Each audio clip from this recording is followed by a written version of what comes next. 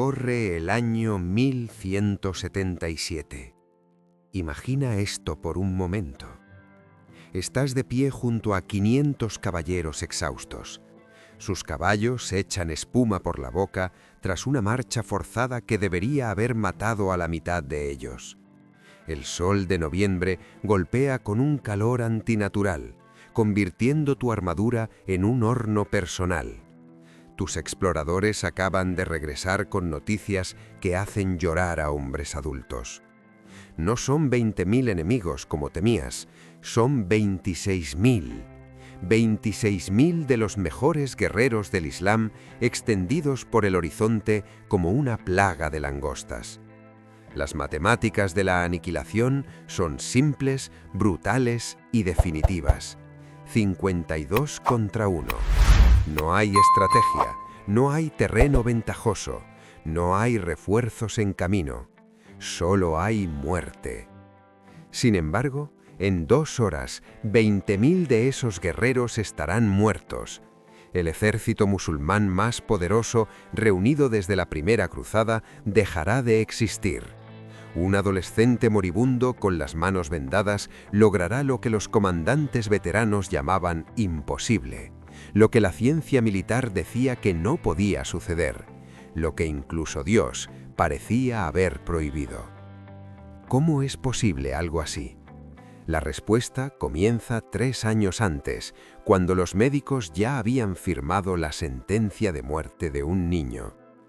Se suponía que Balduino no debía estar vivo, ni mucho menos liderando un ejército. La lepra había estado carcomiendo su cuerpo desde la infancia. A los 16 años sus manos estaban tan dañadas que necesitaban ser envueltas en vendas de seda solo para evitar que se desmoronaran. Su rostro, oculto tras una máscara de plata, escondía rasgos tan devastados que los cortesanos no podían mirarlos sin estremecerse. Los médicos le habían dado meses de vida, hace 3 años. Cada mañana que despertaba era una imposibilidad médica. Cada vez que montaba a caballo era un acto de voluntad que desafiaba la realidad física. El dolor que sentía en cada respiración habría roto a cualquier hombre. Pero Balduino no era cualquier hombre.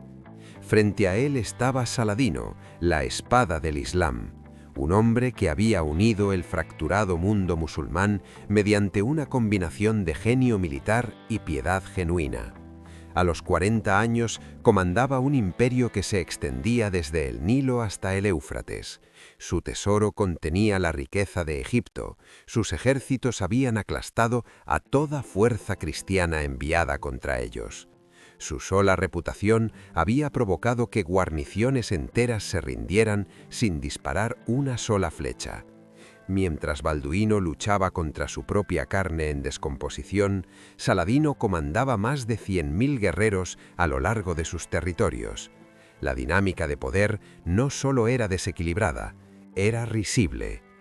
Jerusalén misma se preparaba para el final.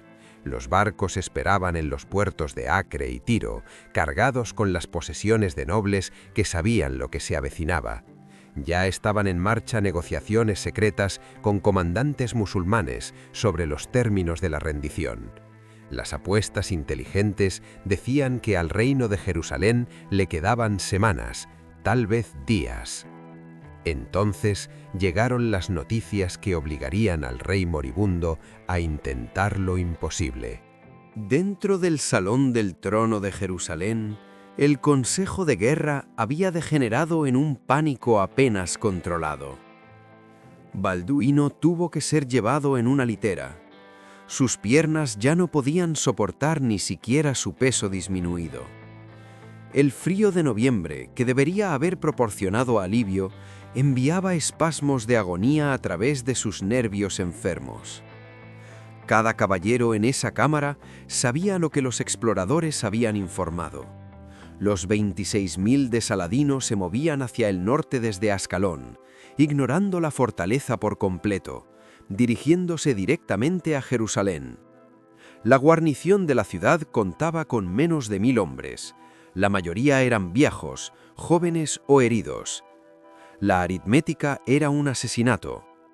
Raimundo de Trípoli, el comandante más experimentado del reino, dijo lo que todos estaban pensando. «Mi señor, debéis huir a Tiro. El reino necesita a su rey vivo, no muerto en una resistencia desesperada». Otros asintieron con la cabeza. Gerard de Ritford sugirió que los términos de rendición aún podrían negociarse. Incluso Reinaldo de Chatillon, ese salvaje que nunca había aconsejado la retirada en su vida, permaneció silencioso. La situación era así de desesperada. Entonces Balduino hizo algo que asombró incluso a sus asesores más cercanos. A pesar de unas manos que apenas podían cerrarse, a pesar de un cuerpo que gritaba con cada movimiento, exigió ser levantado a una posición sentada. Su voz, cuando llegó, fue clara y alcanzó cada rincón de esa cámara de piedra.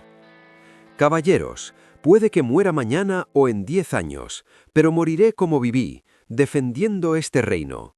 Dios me dio esta enfermedad con un propósito. Cuando logremos la victoria, ningún hombre podrá afirmar que fue solo por la fuerza humana». La habitación estalló. ¿Victoria? ¿Había llegado finalmente la enfermedad a su mente? Odo de Saint-Amand, gran maestre de los caballeros templarios, fue el primero en entender. Sus monjes guerreros habían hecho votos de morir antes que retirarse. Si un niño moribundo podía enfrentar la aniquilación con fe, ¿cómo podrían ellos hacer menos? Uno a uno, los caballeros comenzaron a arrodillarse, no en sumisión, sino en algo mucho más poderoso: creencia. Lo que sucedió después desafió todo principio de lógica militar. En lugar de preparar las defensas de Jerusalén, Balduino ordenó una marcha inmediata, no lejos de la hueste de Saladino, directamente hacia ella. La locura del plan era asombrosa: marchar fuerzas exhaustas 72 kilómetros a través de territorio hostil para atacar a un enemigo que los superaba 50-1. La marcha que siguió debería haber matado a la mitad de la fuerza antes de que vieran al enemigo. 72 kilómetros en 36 horas. Hombres con armadura completa, ya exhaustos por semanas de alertas constantes. Caballos empujados más allá de su resistencia. El calor de noviembre, inusualmente brutal, convirtió el camino en un horno. Los caballeros comenzaron a colapsar después de la 10ª hora. Para la hora 20, los hombres alucinaban por deshidratación. Los templarios se turnaban para llevar la litera de Balduino, cuando perdía el conocimiento por el dolor, lo cual sucedía cada pocas millas. La sangre se filtraba a través de sus vendas por heridas que se negaban a sanar. En un momento, cerca del pueblo de Ibelín, los testigos vieron el cuerpo del rey convulsionando tan violentamente que 4 caballeros tuvieron que sujetarlo. Sin embargo, cuando recuperaba el conocimiento, sus primeras palabras eran siempre las mismas: «Continuad la marcha». Pero lo que ninguno de ellos sabía era que Saladino acababa de cometer el error que le costaría todo. Mientras los 500 caballeros de Balduino se arrastraban por el desierto al borde de la muerte, Saladino había tomado la decisión que definiría su destino. Completamente confiado en su abrumadora superioridad, había permitido que su ejército se dispersara a través de 5 kilómetros de campo. Las partidas de forrajeo vagaban libremente, la disciplina se había relajado. Sus exploradores habían informado que las murallas de Jerusalén estaban apenas vigiladas. ¿Por qué mantener la formación de batalla cuando se marcha hacia una ejecución? Sus emires ya estaban dividiendo las tierras conquistadas entre ellos, discutiendo sobre quién obtendría las propiedades más ricas. El propio sultán había traído todo su tesoro, planeando no una batalla, sino una ocupación. Era el exceso de confianza perfecto, y Balduino lo sabía. Al amanecer del 25 de noviembre, la marcha imposible había cubierto terreno que los mapas decían que no podía cruzarse en ese tiempo. Los exploradores trajeron noticias electrizantes. El ejército de Saladino no estaba formado para la batalla. Estaban dispersos, relajados, desprevenidos. Dios los había entregado exactamente como Balduino había profetizado. Las 6 de la mañana trajo el primer regalo divino. Los exploradores del rey, turcopolos que conocían esta tierra como su propia piel, regresaron con noticias que hicieron que incluso los caballeros exhaustos se irguieran más rectos. La poderosa hueste de Saladino estaba dispersa a través de 3 millas de campo ondulado. Partidas de forrajeo extendiéndose como dedos de una mano descuidada, los carros de suministros sin vigilancia, las líneas de caballos dispersas. El ejército musulmán parecía menos una fuerza militar y más una migración. El gran maestre templario Odo de Seinamán cabalgó hasta la litera de Balduino. Sire, Dios los ha entregado en nuestras manos. Pero incluso él no pudo ocultar el miedo en su voz cuando añadió la siguiente parte. Los números enemigos son peores de lo que pensábamos. No 20.000, 26.000. Sus estandartes oscurecen el horizonte. Algunos caballeros lloraron abiertamente ante esta noticia, otros cayeron de rodillas en oración. 52 contra 1. Las matemáticas se habían vuelto aún más imposibles. A las 11, Saladino recibió su primera advertencia. Nubes de polvo al norte, moviéndose rápido. Su reacción inicial fue de total incredulidad. Sus exploradores habían confirmado que las murallas de Jerusalén estaban apenas vigiladas. Balduino no se atrevería a abandonar su protección. Tenía que ser una partida de exploración, tal vez asaltantes esperando hostigar sus líneas de suministro. Envió órdenes para que algunos escuadrones investigaran, nada más. Este exceso de confianza lo perseguiría para siempre. Para el mediodía, la terrible verdad se volvió innegable. Los estandartes cruzados aparecieron en la línea de la cresta, no banderines de exploradores, sino los grandes estandartes de guerra. La cruz roja sangre de los templarios, las cruces doradas de Jerusalén, el estandarte personal del propio Balduino. Las fuerzas dispersas de Saladino comenzaron a tratar frenéticamente de reformar sus líneas, pero 5 kilómetros es una eternidad cuando tu enemigo ya está formado y listo. Órdenes en árabe, turco y kurdo chocaban entre sí mientras los oficiales intentaban organizar el caos. Aquí es donde la leyenda se encuentra con la realidad. La lógica militar exigía que Balduino esperara, dejar que Saladino organizara sus fuerzas, luego retirarse a terreno defendible. Usar el terreno. Todo manual de guerra decía lo mismo. Nunca cargues contra una fuerza superior en terreno abierto. Nunca ataques cuando te superan en número. Nunca apuestes todo en un solo momento. Balduino estaba a punto de violar cada una de estas reglas, y el mundo estaba a punto de ver algo que desafiaría toda explicación racional.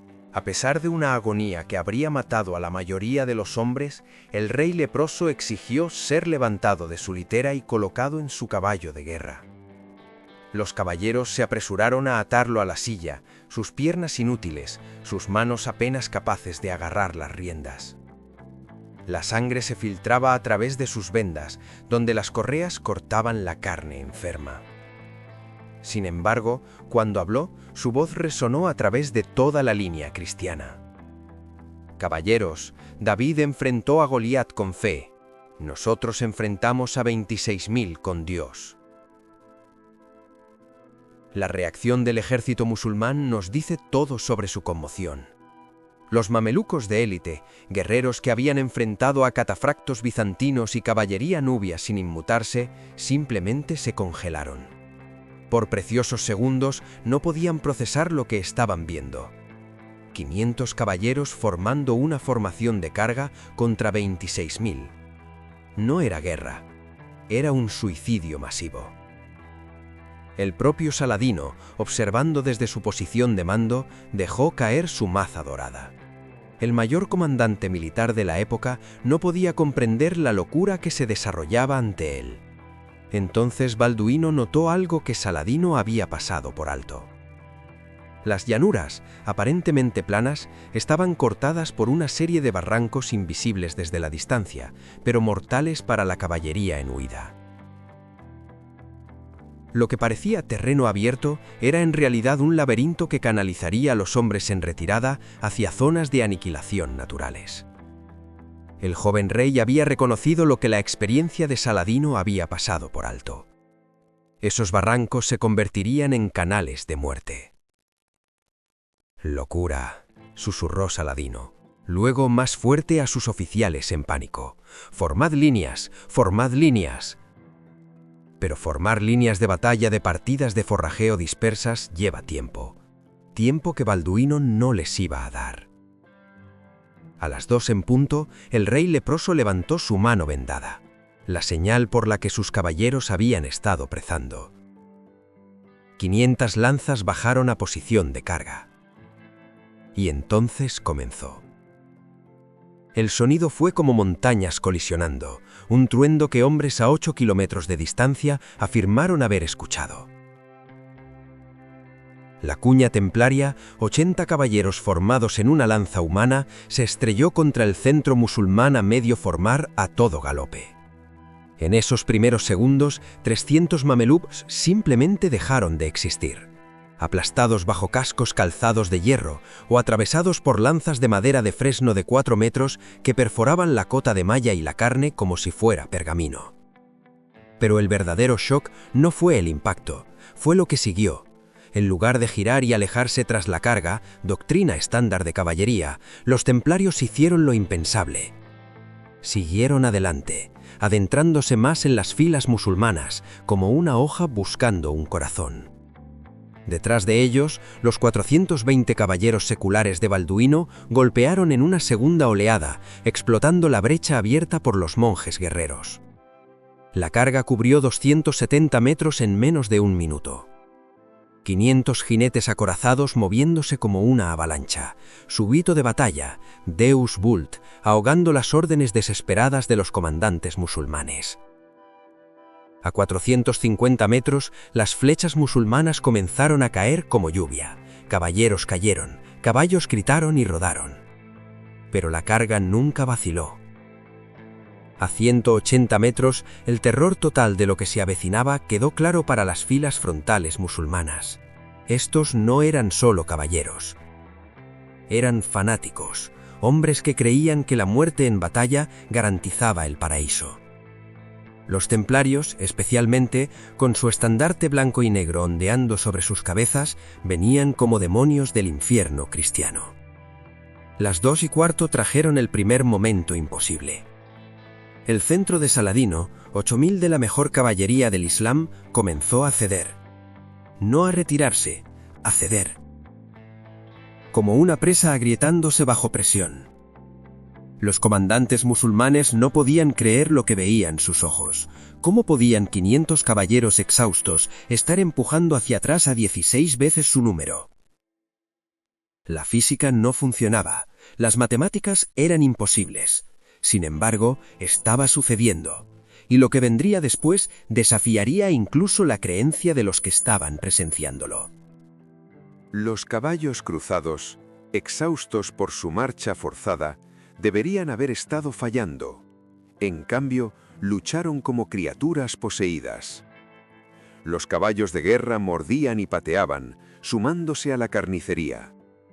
Una montura templaria, con su jinete muerto desplomado sobre ella, continuó cargando a través de las filas musulmanas, pisoteando guerreros, sembrando el pánico con su mera existencia.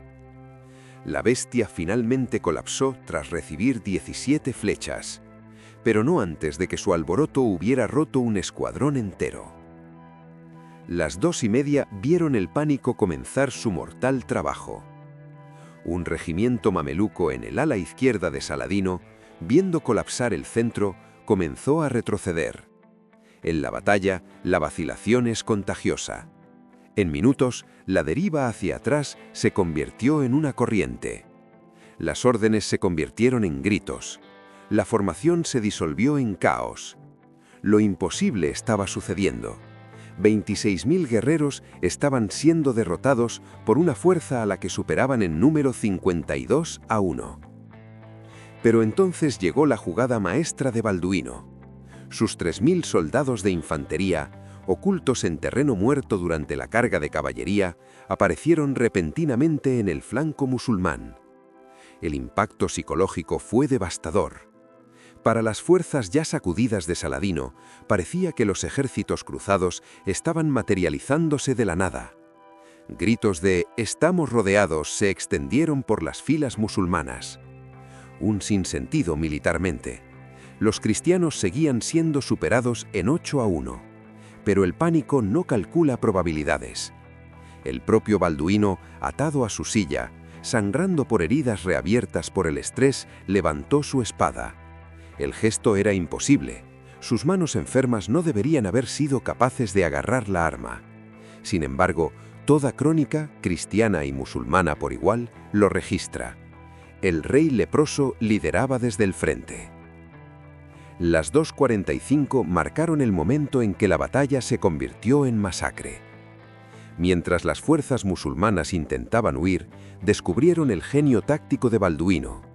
Esos barrancos que parecían rutas de escape se convirtieron en trampas mortales. Los caballeros persiguieron a los musulmanes que huían directamente hacia estos mataderos naturales.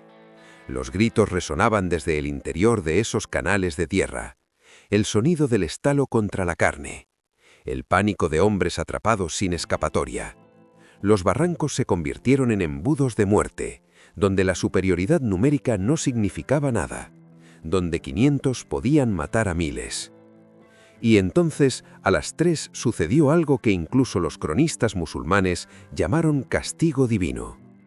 La guardia personal de Saladino, 2000 mamelucos que habían jurado morir antes que abandonar a su sultán, se rompió.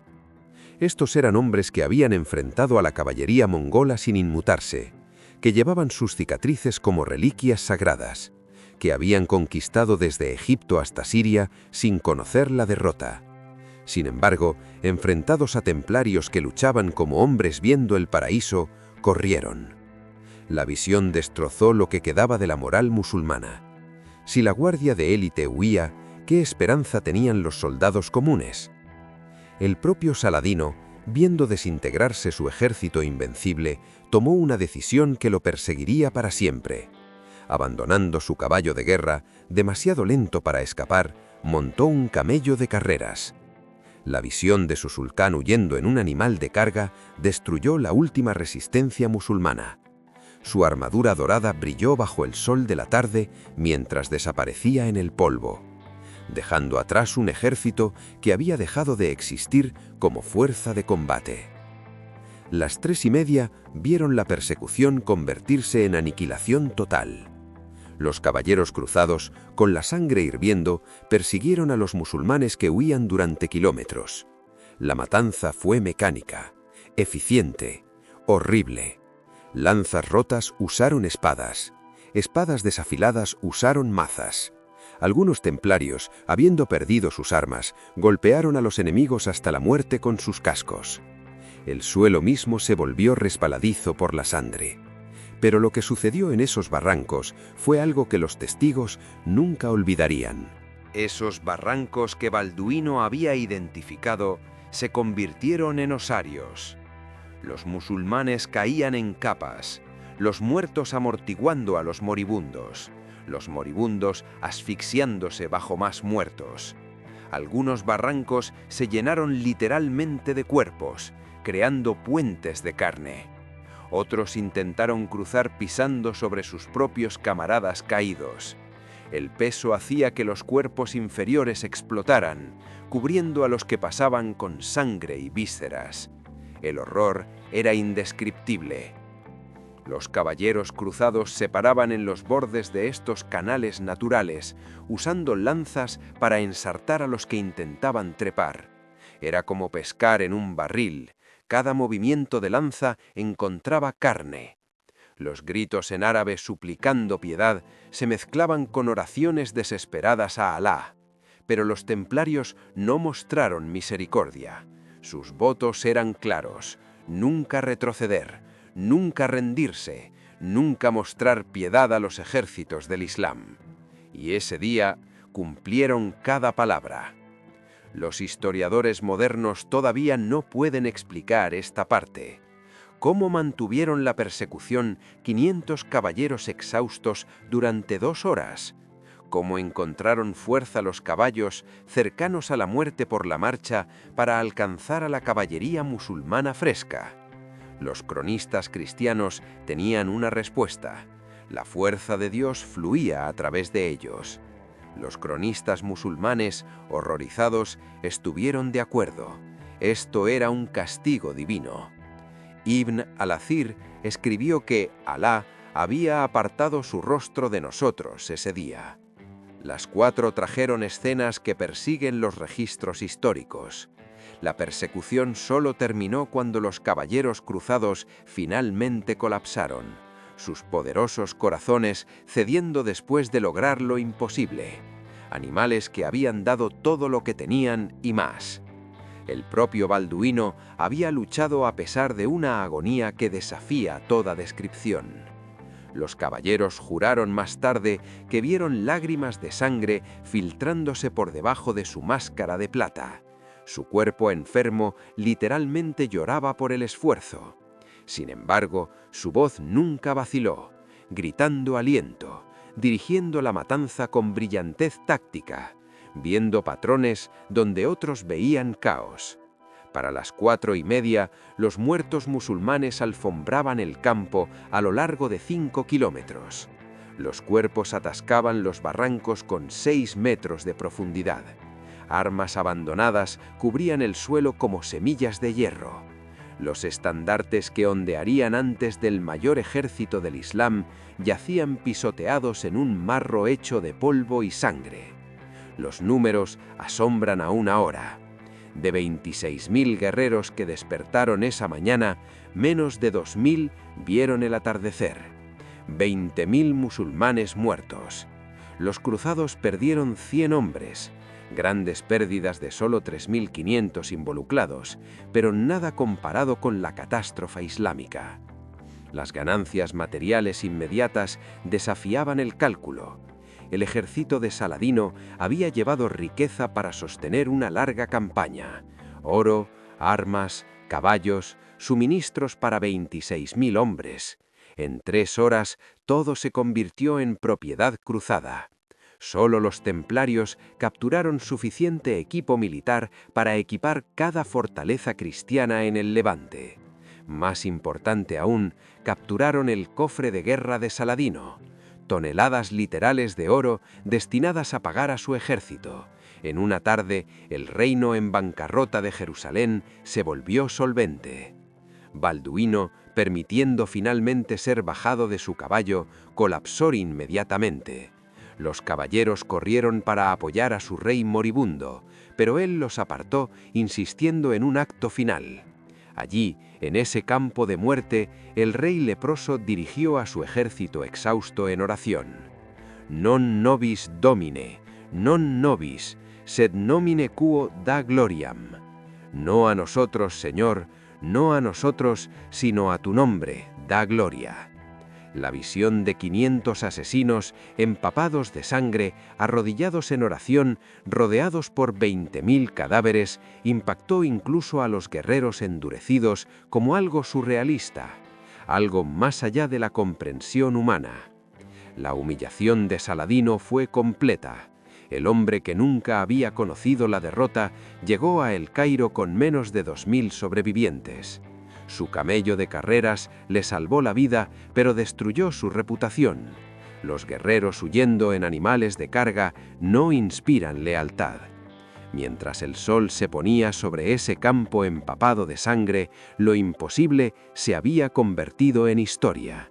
Pero las consecuencias de ese día cambiarían el curso de imperios enteros.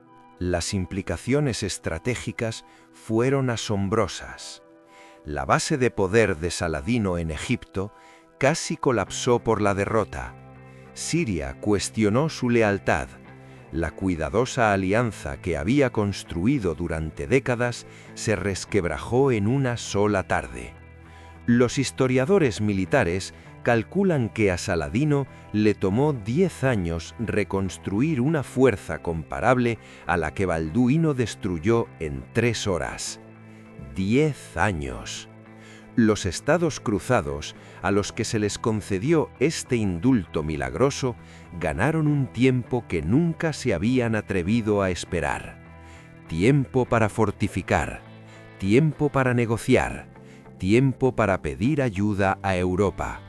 El cronista musulmán Ibn al-Athir, generalmente comprensivo con las causas islámicas, no pudo ocultar el alcance del desastre. Lo llamó la catástrofe más terrible que ha acontecido al Islam en esta era.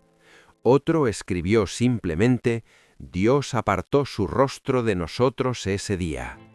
El impacto psicológico en el mundo musulmán fue devastador. Si 26.000 no podían derrotar a 500 cristianos, ¿qué decía eso sobre el favor divino? Las mezquitas desde El Cairo hasta Damasco se llenaron de creyentes buscando respuestas. Algunos culparon el pecado, otros cuestionaron la fe misma. Las grietas en la unidad islámica, cuidadosamente reparadas por Saladino durante años, se abrieron de nuevo. Los emires que habían jurado lealtad comenzaron a reconsiderar sus alianzas. Si el invencible sultán podía ser humillado así, ¿qué garantía tenían? Jerusalén estalló en celebración cuando llegaron las noticias. Las campanas de las iglesias sonaron durante 3 días seguidos. Las calles se llenaron de procesiones. Los sacerdotes declararon que se había presenciado un milagro genuino. Pero en la cámara real, Balduino yacía moribundo. El costo físico de la batalla en su cuerpo devastado fue catastrófico. Los médicos advirtieron que podría no sobrevivir a la noche. La fiebre lo consumía. Las heridas, reabiertas por el esfuerzo, sangraban sin control. Sin embargo, de alguna manera, imposiblemente, el rey leproso resistió. Cuando se le preguntó cómo había encontrado la fuerza para luchar, Balduino susurró una frase que se convertiría en leyenda: «El dolor no significa nada cuando Dios requiere servicio». Durante 10 años después de aquel sangriento día de noviembre, Saladino se acercó a los estados cruzados con una nueva precaución. El hombre que había barrido todo ante él había aprendido que los números por sí solos no garantizan la victoria, no cuando se enfrenta a un enemigo dispuesto a morir por su causa. La ganancia económica de los tesoros capturados financió las defensas cruzadas durante una década. Se levantaron nuevos castillos, los viejos fueron reforzados, las órdenes militares reclutaron agresivamente, sus filas se hincharon con hombres inspirados por la victoria imposible de Monguizar. Balduino continuó su reinado imposible durante 8 años más, cada uno un milagro médico. El niño que no debería haber vivido más allá de la infancia despertaba cada mañana desafiando a la muerte. Gobernaba a pesar de un cuerpo que se desmoronaba pieza por pieza. Al final estaba ciego, no podía caminar, sus manos estaban tan destruidas que no podía sostener un cáliz. Sin embargo, su mente permanecía aguda, su coraje intacto.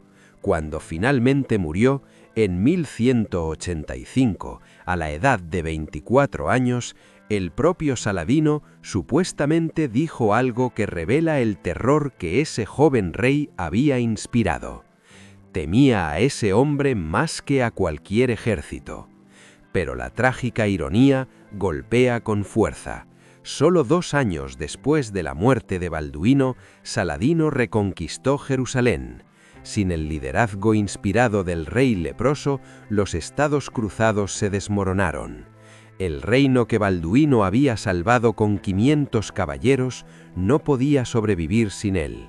Las semillas de la destrucción ya estaban plantadas y pronto germinarían en la batalla más catastrófica de la historia cruzada. En la batalla de Jatín, en 1187, Saladino destruyó al ejército cruzado, pero lo hizo utilizando lecciones aprendidas de Monguisart. Nunca subestimes a hombres desesperados. Nunca asumas la victoria antes de que comience la batalla. Nunca dejes que la confianza se convierta en descuido. Mantuvo su ejército en formación apretada, negó el terreno ventajoso al enemigo, cortó las líneas de suministro, forzó a los cruzados a marchar bajo el sol abrasador hasta que estuvieron tan exhaustos que apenas podían levantar sus espadas.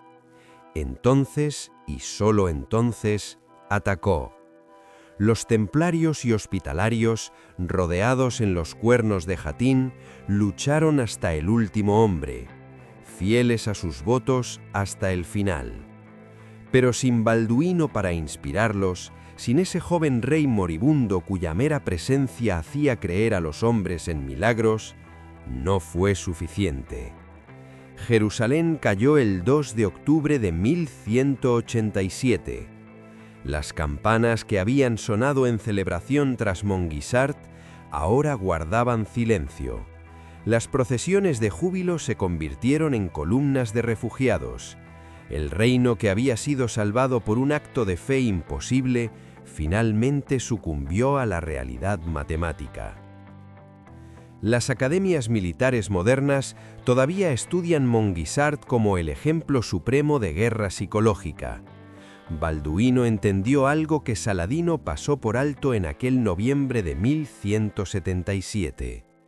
En la batalla, la moral importa más que las matemáticas. 500 hombres que creen que Dios lucha a su lado valen más que 26.000 que dudan. Un ejército que ve a su comandante dispuesto a morir con ellos, luchará con una ferocidad que desafía toda lógica. El verdadero genio del rey leproso no fue táctico, fue hacer creer a sus caballeros que lo imposible era inevitable. Cuando montó ese caballo de guerra a pesar de que su cuerpo gritaba en agonía, cuando levantó esa espada con manos que no deberían haber podido sostenerla, cuando cargó al frente de sus hombres hacia probabilidades de 52-1, envió un mensaje más poderoso que cualquier discurso. Si un niño moribundo puede enfrentar la aniquilación sin parpadear, ¿cómo pueden los hombres sanos hacer menos? El legado de la batalla resuena a través de los siglos.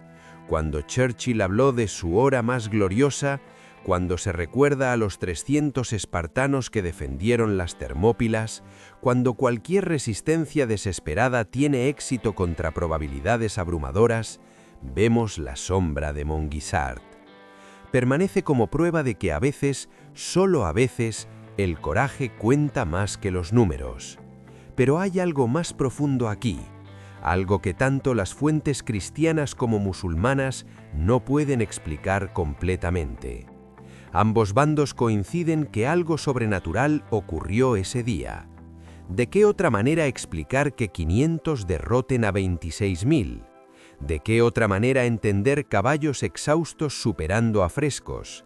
¿De qué otra manera comprender a un adolescente moribundo superando en estrategia al mayor comandante musulmán de la historia? Los templarios creían que Dios había guiado sus lanzas.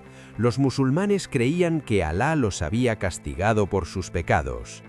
Ambos estaban seguros de que las leyes naturales habían sido suspendidas ese día. Quizás lo fueron. O quizás la respuesta es más simple y más profunda a la vez. Quizás lo que presenciaron fue el poder puro de la voluntad humana cuando se empuja más allá de todo límite razonable. Cuando un hombre decide que prefiere morir de pie que vivir de rodillas. Cuando 500 hombres toman esa misma decisión simultáneamente. Eso es un arma que ningún número puede derrotar. Pero la historia de Monguisart no termina en ese campo de batalla ensangrentado. Los 8 años que Balduino vivió después de Monguisart fueron una agonía prolongada. La lepra no perdona, no se detiene, no concede treguas.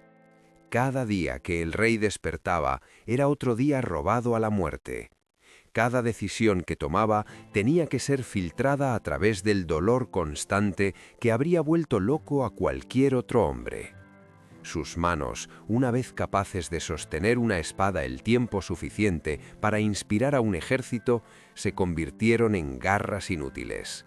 Sus ojos, que habían visto el campo de batalla con claridad táctica, se nublaron hasta la ceguera total. Sus piernas, que lo habían mantenido en la silla durante la carga imposible, dejaron de responder por completo. Al final, Balduino era un prisionero en su propio cuerpo. Dependía de otros para las funciones más básicas. No podía alimentarse, no podía moverse, no podía ver. Pero seguía gobernando. Los nobles acudían a su cámara y encontraban a su rey, oculto tras cortinas, su voz distorsionada por la enfermedad, pero su mente aún más aguda que la de cualquiera en la sala. Tomaba decisiones sobre fortificaciones, diplomacia, impuestos, justicia. Todo mientras su cuerpo se pudría lentamente. Los médicos no podían explicar cómo seguía vivo. La ciencia médica decía que debería haber muerto años atrás. Pero Balduino había aprendido algo en Montgisard, que la voluntad puede superar a la carne. En sus últimos años, el reino comenzó a fracturarse. Los nobles, viendo a su rey moribundo, comenzaron a posicionarse para lo que vendría después. Las facciones se formaron, las antiguas rivalidades resurgieron. Balduino lo veía todo, ciego pero no ignorante, y hacía lo que podía, desde su cama de enfermo, para mantener unido el reino que había salvado a un costo tan terrible. Cuando murió en primavera de 1185, no hubo pompa. No hubo grandes funerales de estado. Su cuerpo, devastado por la lepra, fue enterrado rápidamente. Pocos asistieron, no porque no lo respetaran, sino porque incluso en la muerte la lepra inspiraba miedo. Pero su legado no murió con él. Los caballeros que habían cargado a su lado en Montgisard contaban la historia a sus hijos. Esos hijos la contaban a los suyos, la historia de 500 contra 26.000. La historia del rey que no debería haber vivido, pero que se negó a morir. Saladino, cuando escuchó de la muerte de Balduino, supuestamente guardó un día de luto. Un gesto extraño para un enemigo, pero también comprensible.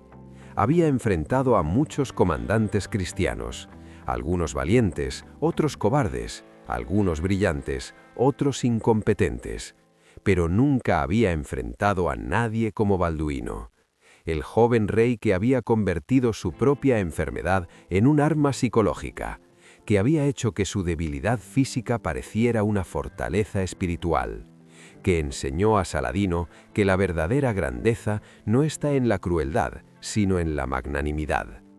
Pero el verdadero legado de Montgisard no está en tratados de paz o decisiones estratégicas, está en algo mucho más profundo. Está en cada persona que enfrenta probabilidades imposibles y decide luchar de todos modos. En cada comandante que lidera desde el frente, sin importar el costo. En cada vez que alguien se niega a aceptar que las matemáticas dictan el destino. Montgisard nos enseña que los números no son destino, que la fe, ya sea en Dios o en uno mismo, puede mover montañas, que a veces lo imposible solo está esperando a alguien lo suficientemente loco o valiente como para intentarlo. Y nos enseña algo más, algo que Balduino entendió en sus huesos enfermos, que todos vamos a morir. La pregunta no es sí, sino cómo. ¿Moriremos habiendo huido de nuestros miedos o moriremos habiendo cargado contra ellos con todo lo que tenemos? Balduino eligió la carga, y en esa elección el rey leproso se convirtió en inmortal. Al final, Montgisard se erige como la última resistencia más gloriosa de la historia. Un momento en que lo imposible se hizo realidad, cuando 500 se enfrentaron a 26.000 y ganaron. Cuando las manos vendadas de un rey leproso contuvieron la marea de la historia misma, aunque solo fuera por un momento. Piensa en esos números una última vez. 52 contra 1. No hay precedente en toda la historia militar de probabilidades más extremas que resultaran en victoria. Los espartanos en las Termópilas lucharon contra peores probabilidades, pero murieron. Los defensores del Álamo enfrentaron números imposibles, pero cayeron. Monguisart es único porque no solo fue una resistencia heroica, fue una victoria total. 20.000 enemigos muertos, un ejército aniquilado, un sultanato humillado, una civilización salvada. Y todo liderado por un adolescente cuyo cuerpo se estaba desmoronando mientras cabalgaba. Los historiadores militares todavía debaten cómo sucedió. Proponen teorías sobre el terreno, la formación, el momento, todas válidas, todas insuficientes, porque al final, Monguisart no puede explicarse completamente con táctica. Requiere entender algo más profundo sobre la naturaleza humana, que hay momentos en que la realidad ordinaria se suspende, cuando hombres ordinarios hacen cosas extraordinarias, cuando las reglas que gobiernan el mundo parecen doblarse. Los templarios lo llamaron la mano de Dios, los musulmanes lo llamaron castigo divino, los historiadores modernos lo llaman anomalía estadística, pero todos están de acuerdo en una cosa: sucedió. 500 caballeros exhaustos marcharon 72 kilómetros en 36 horas, cargaron contra 26.000 guerreros y ganaron. Un rey de 16 años, ciego de dolor, con la carne literalmente cayéndose de sus huesos, levantó una espada que no debería haber podido sostener, y cambió la historia. Esa es la verdad irreducible de Monguisart. No importa cuánto lo analices, cuántas teorías propongas, cuántas explicaciones racionales busques, al final estás ante algo que desafía la explicación, un milagro, o la prueba de que cuando la voluntad humana se empuja hasta su límite absoluto, no hay límite.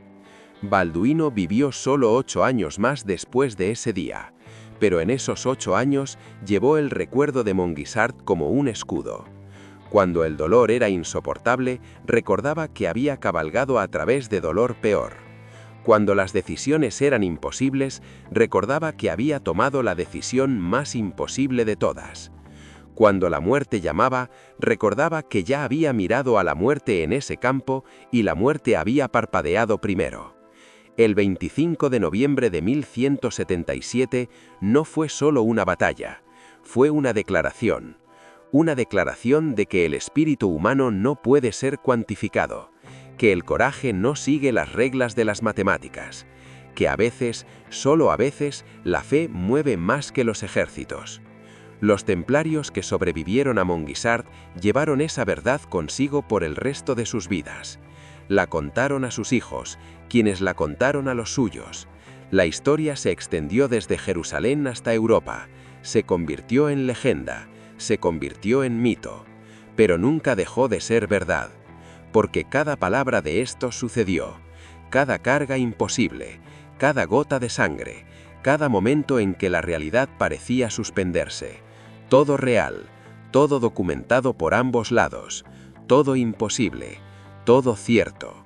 Y esa es la lección final de Monguisart, que vivimos en un mundo donde lo imposible sucede, donde 500 pueden derrotar a 26.000, donde un niño moribundo puede convertirse en el terror de un imperio, donde las manos que no deberían poder sostener nada pueden sostener el destino de civilizaciones. Balduino, el rey leproso, nos dejó un regalo, la prueba de que no importa cuán desesperada sea la situación, cuán imposibles las probabilidades, cuán segura parezca la derrota, siempre hay una oportunidad, si tienes el coraje de tomarla, si estás dispuesto a pagar el precio, si te niegas a aceptar que los números dictan el destino. En ese campo de batalla hace casi un milenio, 500 hombres decidieron que preferían morir intentando lo imposible que vivir aceptando lo inevitable. Y lo imposible se inclinó ante ellos. Esa es la verdad de Monguisart. Esa es su lección eterna. Esa es la razón por la que casi 1000 años después seguimos contando esta historia. porque necesitamos saber que es posible, que cuando enfrentamos nuestros propios ejércitos de 26.000, nuestras propias probabilidades imposibles, nuestros propios cuerpos traicioneros y mentes dudosas, hay un precedente, hay prueba, hay Mongisard. Y si Balduino pudo hacerlo, con su carne pudriéndose y su cuerpo fallando y el dolor gritando en cada nervio, quizás nosotros también podamos.